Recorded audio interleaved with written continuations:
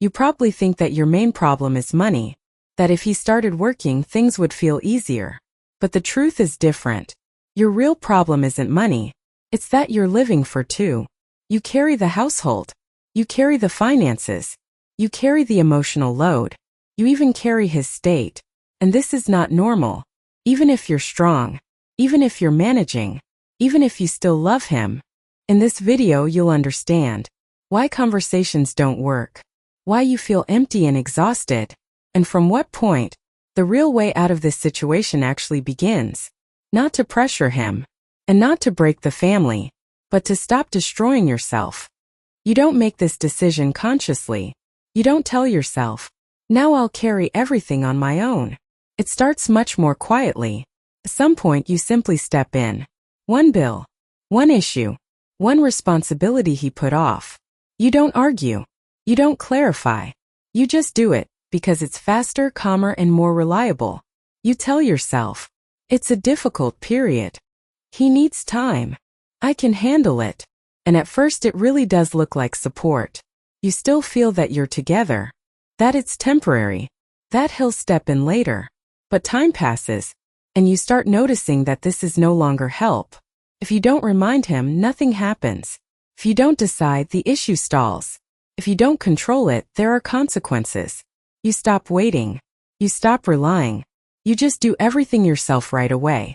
Because that means less disappointment, less tension, fewer expectations. And it's exactly at this moment that you quietly begin living for two. You enter a state of constant readiness. You think ahead. How to get through the month. How to pay the next bills. What to do if things get worse. Even when you're resting, you're still holding it all inside. You may smile, talk about everyday things, but inside there's a constant background of anxiety. And here a moment happens that is rarely recognized right away. You stop being a partner. You become the only adult in the relationship. You make the decisions. You hold the stability. You carry the consequences. Not because you enjoy it, but because if not you, there is no one else. And he gradually gets used to the fact that life somehow keeps going without his involvement. Not because he's bad, but because the system is already working. Bills are paid. The household hasn't fallen apart. Problems get solved. Yes, through your exhaustion. Yes, through your tension. But they get solved. And this is where the internal imbalance appears. You start feeling that too much is resting on you. You can't allow yourself to be weak. You can't not cope. You can't let go of control. Because if you stop, everything will collapse. And at this point, fatigue begins to build. That sleep doesn't fix. You're not tired of tasks. You're tired of responsibility. That isn't shared.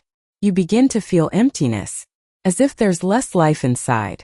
You seem to be doing everything right, but there is less warmth, less desire, less lightness. You begin to feel lonely, even when you're together, because there is no second adult nearby you can lean on. And here it's very important to hear this clearly. This state is not normal. Not because you are weak, and not because you want too much, but because one person should not live for two in a partnership. And the first step toward change does not begin with conversations, and not with attempts to change him. It begins with honest awareness.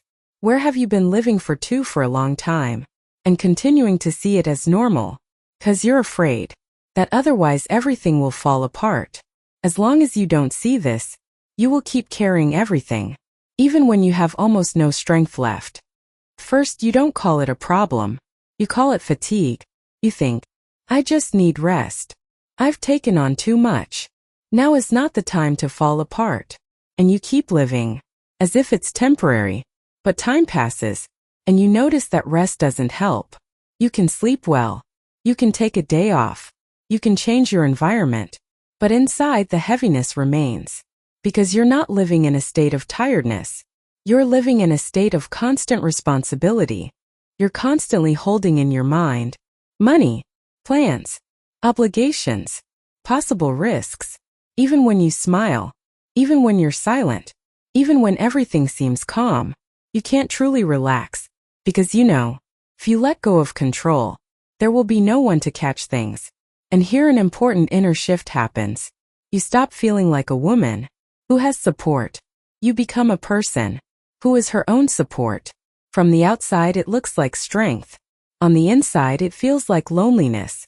You can no longer simply say, "It's hard for me," and feel relief, because behind those words, there is no sense that you will truly be supported. Over time this begins to change you. You become tougher. You get irritated more quickly.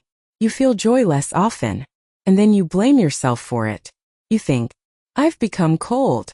I'm always dissatisfied. I used to be different." But the truth is different. You didn't become worse. You became overloaded. When a person lives in survival mode for a long time, the psyche starts conserving energy. It removes everything non-essential. Spontaneity, desire, sensitivity, not because love disappeared, but because there is no resource left to feel. And that's exactly why, at some point, closeness disappears. Not because love is gone, but because of an imbalance of roles. You can't desire someone you are responsible for. You can't feel attraction where you are constantly the one in charge. And that's what frightens you the most. You start thinking that the relationship is ending, that you've stopped loving, that what comes next is emptiness. But this is not the end.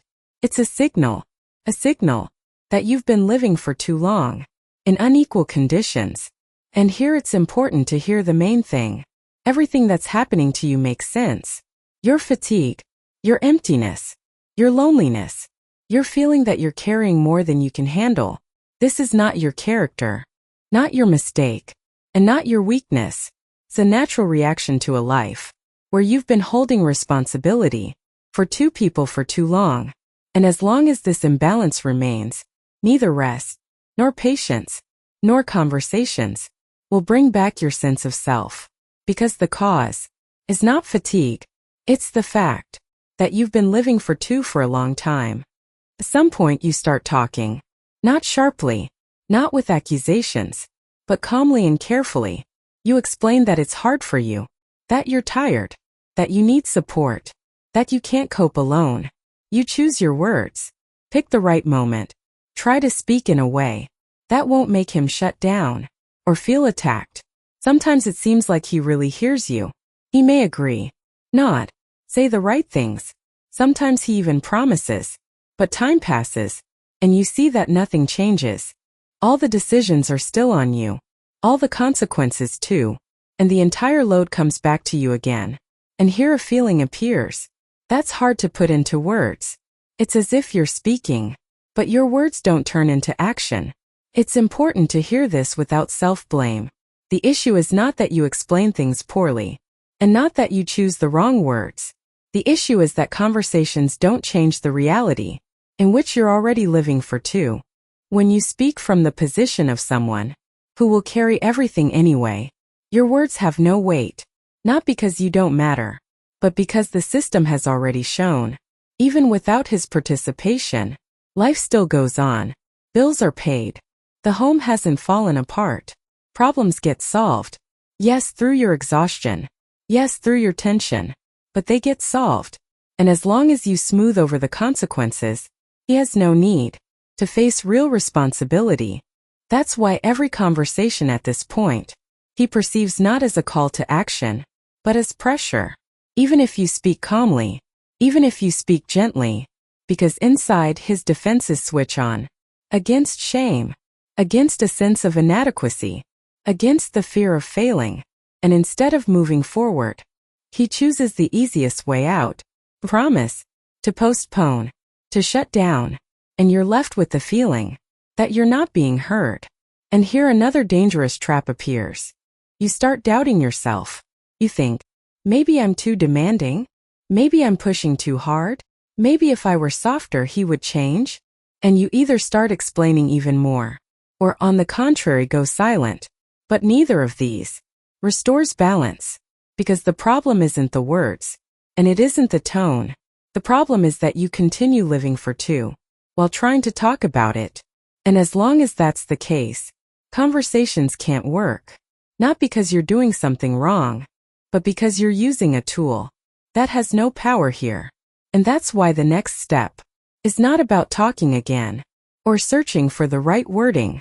It's about stopping yourself from substituting reality, in which responsibility has long been shifted onto you.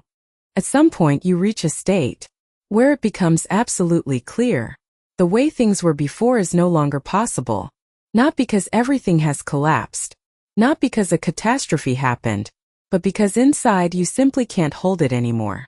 You've already understood a lot. You see that conversations don't work. You feel that patience brings no relief. You can explain wait, hope, but inside it only gets heavier.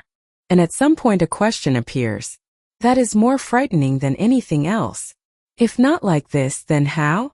And here it's very important to immediately let go of one illusion that has been holding you for far too long. The real point of change does not begin with him, not with him realizing something, not with him changing, not with him finally taking responsibility, because you've already waited for all of that. And it is exactly this waiting that kept you the longest in a state of inner exhaustion. The true point of change begins somewhere else. It begins at the moment when you stop compensating for the absence of responsibility with yourself, not abruptly, not demonstratively, and not to teach him a lesson, but because you can no longer live for two without destroying yourself. This is a very subtle moment, and a very frightening one, because you're afraid that if you stop carrying everything, everything will fall apart, that problems will appear, that things will become worse than they are now. And here it's important to say honestly, yes, it may become harder, because reality will stop being smoothed over, because what was previously held together by you will stop holding automatically. But this is exactly where change begins. As long as you cover everything with yourself, responsibility remains invisible. As long as you rescue, the other person has no need to choose. When you stop doing this, responsibility returns to where it belongs. And at that moment the man has a choice. Not an emotional one, not a theoretical one, but a real one. Either he begins to face the consequences of his inaction and step into an adult position, or he doesn't. But now this happens in reality, not behind your back, while you silently carry everything alone. And here one more thing is very important. Restoring boundaries is not cruelty and not coldness. It's not a rejection of love and not the destruction of the relationship. It's a refusal of the role in which you disappear. You stop deciding for him, smoothing over consequences, being a buffer between him and reality, taking on what should not be yours alone. And you do this not out of anger, but out of clarity. You don't say, I'm leaving. You say to yourself, I will no longer live for two. And it is exactly at this moment that an important inner shift begins. Space appears, breathing appears, a sense of inner support appears. You no longer live in a state of constant tension. You stop being a life support system for another adult. While you were living for two, you had no choice. There was only endurance or collapse. When you stop doing this, choice returns. And it is from this choice that any further steps become possible. Conversation, change, decisions. Not because someone is obligated to change, but because you stop living a life that isn't yours. And this is the only point from which real change is actually possible. When you stop living for two, nothing collapses instantly. There's no loud argument, no sudden relief, and life doesn't become easier overnight. But inside something begins. That is far more important than any external change. You stop living in constant tension. Before, you lived as if you had to hold everything all the time. The household, the money, the plans, the emotions, his state, the future.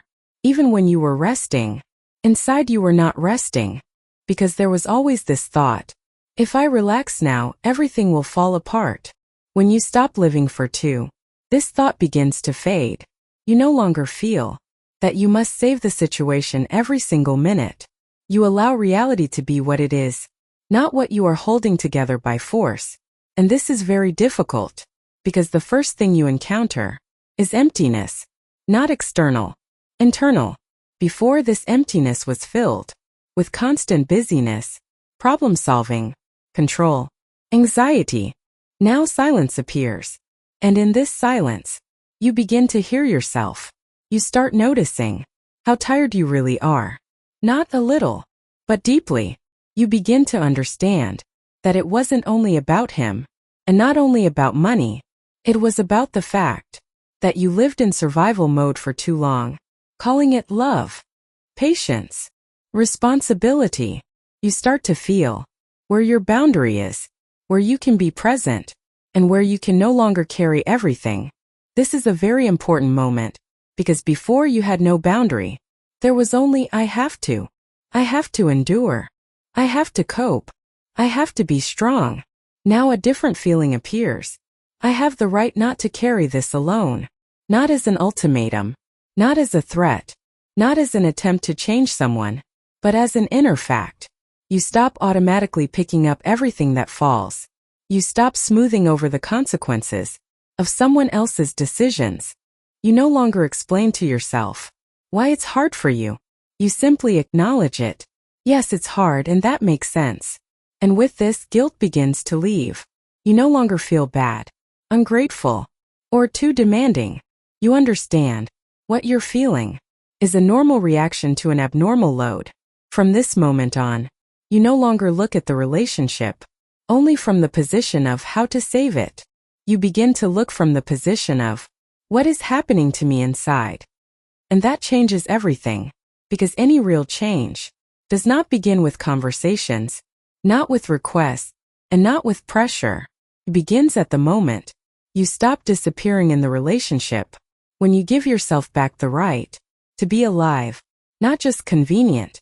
And even if you don't yet know what will happen next, you already know the most important thing. You are no longer obligated to live against yourself. And from this point, you finally have support. It's important to say one thing very directly and honestly. This video is not about how to make a man change, not about finding the right words, how to motivate him, how to push him, how to get through to him. Most likely, you've already tried all of that. You talked, you waited, you hoped, you endured. And if it had worked, you wouldn't be here right now. This video is about something else. About the moment when you stop living in a state where your life, your stability, and your future rest only on you. You leave here, not with a ready-made solution, and not with a clear plan of what to do next. And that's okay, because real change rarely starts with a clear plan. Starts with clarity, with the understanding that what you're feeling is not random. It's not your character, not your weakness, not your oversensitivity. It's a logical reaction to a situation where you've been carrying responsibility for far too long. You no longer have to convince yourself that this is how it is for everyone. You no longer have to explain to yourself why it's hard for you. You can already see where exactly you began, living a life that wasn't yours. And that changes a lot, because now you stop confusing patience with love. You stop confusing responsibility with sacrifice. You stop calling normal what is destroying you from the inside. The most important thing you take away from here is not a solution, but support. You begin to understand that real change does not start with another person. Starts at the moment you stop substituting yourself for reality. When you no longer smooth things over, don't compensate, don't rescue, not out of anger, not as punishment, but because you can no longer disappear in this relationship. This does not mean you have to leave, and it does not mean you have to stay. It means you no longer make decisions out of fear, not out of exhaustion, not out of a sense of duty. You begin making them from clarity. You allow the situation to be what it is, not what you're holding together by force. And at that moment, space appears. Space to think, space to feel, space to look honestly at your life. Before, there was no such space. It was filled with anxiety, control, and constant tension. Now silence appears. And in this silence, you begin to hear yourself. You begin to understand what you are no longer willing to do, where your limit is, where your boundary is. And even if you don't yet know what comes next, you already know the most important thing. You are no longer obligated to carry everything alone. And this understanding is enough to never return to the old state, because once you see this, you can no longer unsee it.